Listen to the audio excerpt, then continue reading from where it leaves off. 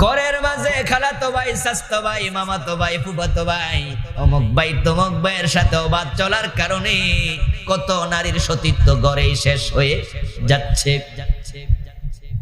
যুবতী মেয়েটাকে টিউটরের কাছে পড়তে দে, অনার্সে পড়ুয়া, কলেজে পড়ুয়া, ছেলে 9 মেয়ে পড়ায়, 10 মেয়ে পড়ায়, একা একা বাড়িতে টিউশনিতে পড়ায়, মা বাবা খবর রাখে না। যেখানে নারী এবং পুরুষ দুইজন থাকে, মাঝখানে শয়তান থাকে। খালাতো ভাইয়ের সাথে ফুফাতো ভাইয়ের সাথে আড্ডা দিচ্ছে, একসাথে বসে গল্প করতেছে, মা রান্নার কাজে ব্যস্ত, খবরও রাখে নাই কার সাথে মেয়েটা গল্প করছে। ওই মেয়েটার চরিত্র ফুফাতো ভাই খালাতো ভাইয়ের মাধ্যমে শেষ হয়ে যাচ্ছে। এমন ঘটনা বর্তমানে অ্যাভেলেবেল চলছে। যুবতী মেয়ের হাতে মোবাইল দিয়ে রাখছে। আজকে অনলাইন শিক্ষার কারণে করোনা আসছে, স্কুল কলেজ মাদ্রাসা বন্ধ, ক্লাস হবে মোবাইলে, অনলাইনে। ওই সুবাদে যুবতীদের হাতে চলে গেছে mobile. Facebook, Twitter, Google, YouTube ইত্যাদি আছে, ইনস্টাগ্রাম, মেসেঞ্জার, আরো কত কিছু বের হয়েছে। এর মাধ্যমে ঘরে বসে মেয়েটা ডজন খানেক ছেলের সাথে রিলেশন তৈরি করেছে। হয়তো মা বাবা খবরটাও রাখে না। প্রতিটা মোবাইল এক একটা জাহান্নাম।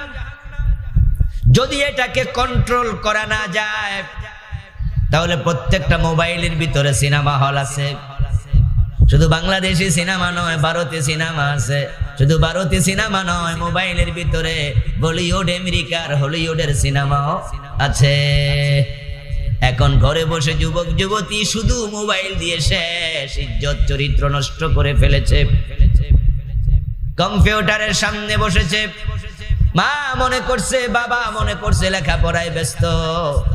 ঠিকই লেখাপড়া করেছে কম্পিউটারে, কিন্তু রাতের 11টার পরে মা ঘুমায়, বাবা ঘুমায়, ওই দরজা বন্ধ করে একা একা রুমের মাঝে কম্পিউটারে কি করতেছে মা বাবা দেখে নাই। হতে পারে ওই কম্পিউটারে তার ইজ্জত চরিত্র ঈমান সব ধ্বংস করে দিচ্ছে, মা বাবার খবরও নেই।